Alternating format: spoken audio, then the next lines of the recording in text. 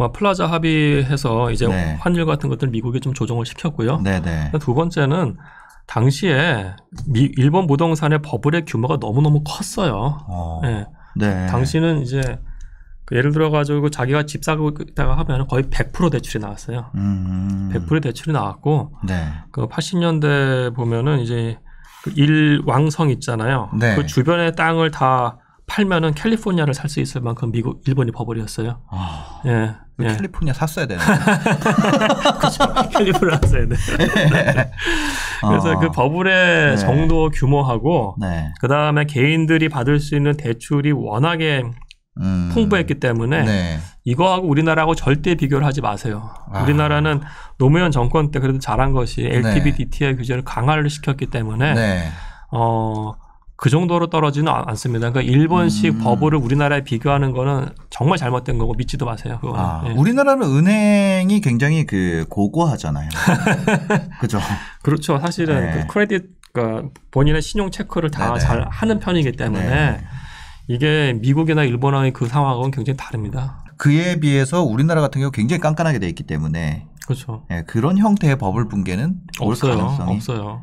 제로다. 아니 은행원들도 가가지고 어떤 경우 실사도 하잖아요. 은행원들이 맞아요. 직접 가서 네.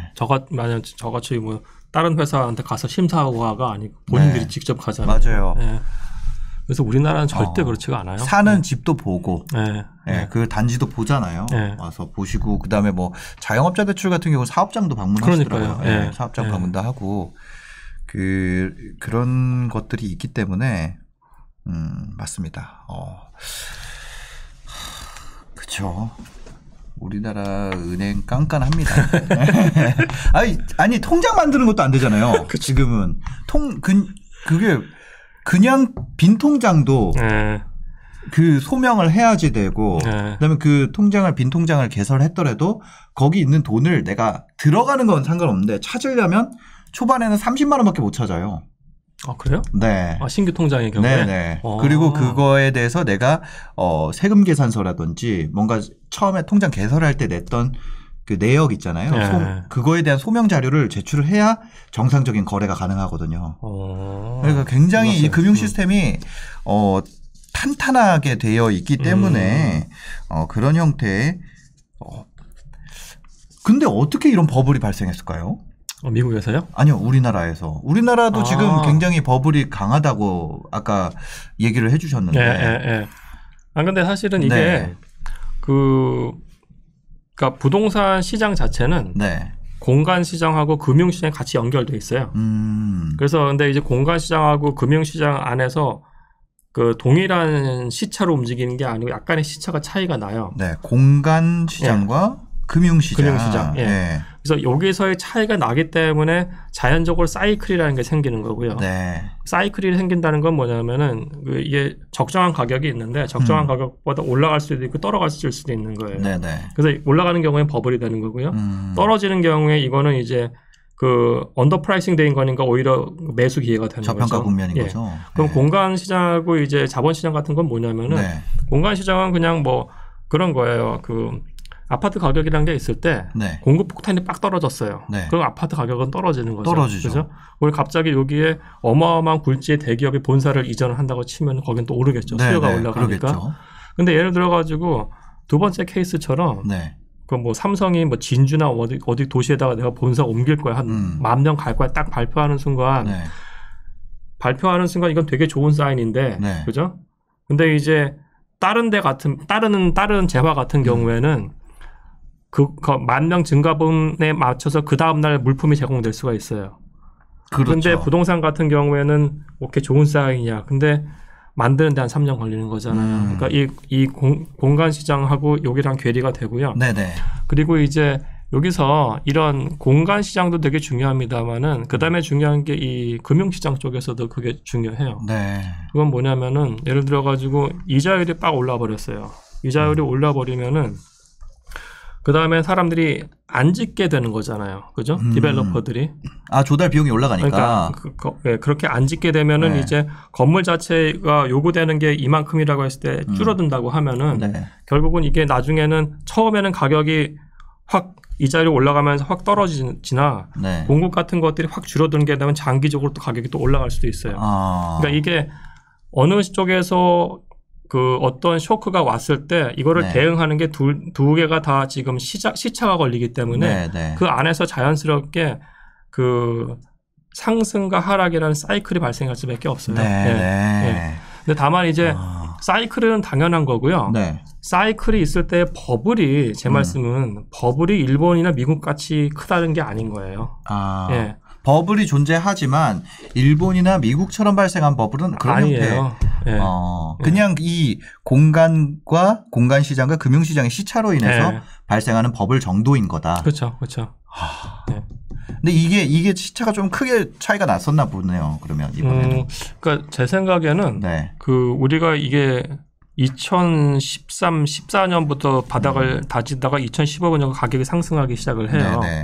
근데 저는 개인적으로 2015년부터 한 19년 초반까지 가격 상승 우리가 용인을 해야 된다고 생각을 해요.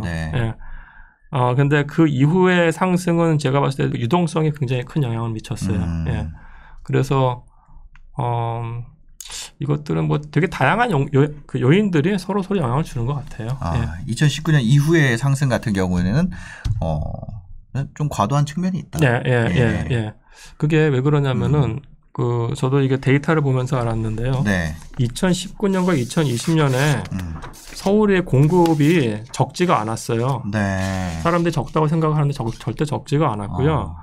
과거 10년치의 평균보다 많았어요, 사실은. 그럼 그때는 제가 봤을 때는 공급의 이슈가 아니고. 그게 몇 년도가? 2019, 20년. 물론 2015, 16, 17, 18은 공급이 적었어요. 역대급으로. 물론 그 이펙트가 나올 수도 있습니다만은 저는 그것도 그건데 제가 봤을 때는 그 이자율 인하가 너무너무 컸다고 봐요. 금융에 의한 효과가 더 컸다. 조달 비용이 너무 쌌기 때문에. 그리고 작년 같은 경우에는 뭐 그 우리가 경험하지 못한 0%대 이자였잖아요. 0.5%. 그렇죠. 저는 이 금리로 인한 저금리로 인한 유동성이 좀 더 크지 않았나. 그러니까 2000년 10년대 중반부터 한 2019년까지는 그 개발이 지체되면서 공급 물량이 부족했던 거 그리고 사람들이 소득이 올랐기 때문에 그 가처분 소득이 많으니까 많은 사람들이 부동산 시장에 들어간 거 때문에 올랐다고 보고요. 물론 이자율도 낮았습니다만 2019, 20년 공급이 충분했기 때문에 그때는 공급 갖고 설명이 안 돼요. 그래서 아마 이게 이자율이 더 컸고 제가 좀 또 돌아가서 말씀을 드리면은 뭐 내년에 서울이 공급 물량이 없는 건 맞아요. 하지만 저는 그것보다는 유동성이 더 타이트하게 줄인다고 했을 때 그 효과가 더 클 것 같아요. 유동성 효과가. 왜냐하면 그 전에 이제 공간 시장의 부족으로 인해서 상승한 건 2019년까지고 그 이후로는 금융시장으로 인해서 맞습니다. 촉발된 상승이기 때문에 금융시장으로 인해 촉발된 상승만큼은 금융시장이라는 요소가 다시 완화되거나 그러니까 제가 말하는 완화라는 건 그 뭐라 해야 될까요? 다시 긴축으로 돌아가게 되면 이만큼 분은 없어지는 게 맞다는 거죠. 그렇죠. 저는 그렇게 봐요. 원인이 제거가 됐기 때문에. 맞습니다. 그래서 2020년 초반 정도의 가격으로 돌아간다. 공급 시장에 대한 해결이 아직 안 됐기 때문에. 그렇죠. 만약에 두 가지가 동시에 해결이 됐다면 더 이전 상황까지도 갈 수 있죠. 그러니까 제가 이게 너무 미래여가지고 제가 책에서도 분석하면서 한 뭐 2022년이나 2023년 정도의 가격에 대해서 예측을 한 거고요. 근데 제가 약간 좀 염려하는 시나리오는 뭐냐면은 2024년까지는 같이 올릴 거예요. 미국이 올리니까 한국도 같이 올릴 거예요. 그러면은 2022년, 23년, 24년까지도 아마 좀 정체 또는 하락이 좀 길 수 있는데 2024년부터 뭐가 오냐면은 제3기 신도시들이 공급이 되기 시작할 거고요. 내년부터 어떤 식으로든 재개발이 굉장히 많이 일어날 거예요. 그럼 그게 2025년부터 또 공급이 될 거라고요. 그러면 이제 지금보다 높은 금리대에다가 공급까지 주로 나온다고 하면은 그러니까 이게 잘 틀릴 수 있는데 좀 틀렸으면 좋겠는데 90년대 우리가 장기간 횡보했거든요. 90년대 91년부터 거의 IMF 전까지 그런 거를 경험할 수도 있지 않을까? 그 엄청나게 오래 가는. 그러니까 이게 하락이 이게 쭉 가는 게 아니고요. 네. 하락이 좀 가다가 이제 정체가 이렇게 되겠죠. 네. 뭐 여기서 같이 막 이렇게 갑자기 올라가는 그런 사인은 저는 그러니까 이자율이 오르고 그 다음에 이제 공급까지 온다 했을 네. 때. 예.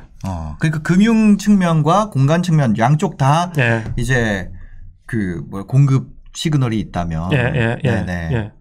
전 그렇기 때문에 좀 기다려라는 말씀을 좀 하고 싶은 거예요, 사실. 그때가 되면은 어떻게 보면은 야, 집으로 무슨 뭐 약간 이런 상황이 될 수도 있겠네요. 그게 2010년대 초반 상황이잖아요, 사실. 네, 그때는 막 집 사는 생각 전혀 안 했고. 네. 항상 뭐 집은 리빙하는 곳이지 마잉이 아니야 뭐 그게 그죠. 그 문화였잖아요 사실은. 네. 그러니까 그렇게 상황적으로 그렇게 된 거였지 그렇게 하라고 시킨 사람은 없었어요. 맞아요. 네. 지금은 상황적으로는 안 그러는데 그렇게 하라고 시키는 사람이 있으니까 이게 좀 이상한 거거든요. 맞아. 그렇게 하라고 시키는 사람이 없었어요 그때는. 네, 없었죠. 그래서 그냥 일반인들이 그냥 그래 그렇게 그럴 수도 있지 하고 그냥 받아들였는데. 저는 부동산이 투자의 수단이 아니라는 게 절대 아니에요. 완전히 강력한 투자의 수단이고 언제 뛰어요. 뛰는데 사이클이 있는 시장이기 때문에 공부를 하면서 좀 들어가는 시점 같은 것들을 좀 잘 보시라는 말씀을 하고 싶어요. 알겠습니다.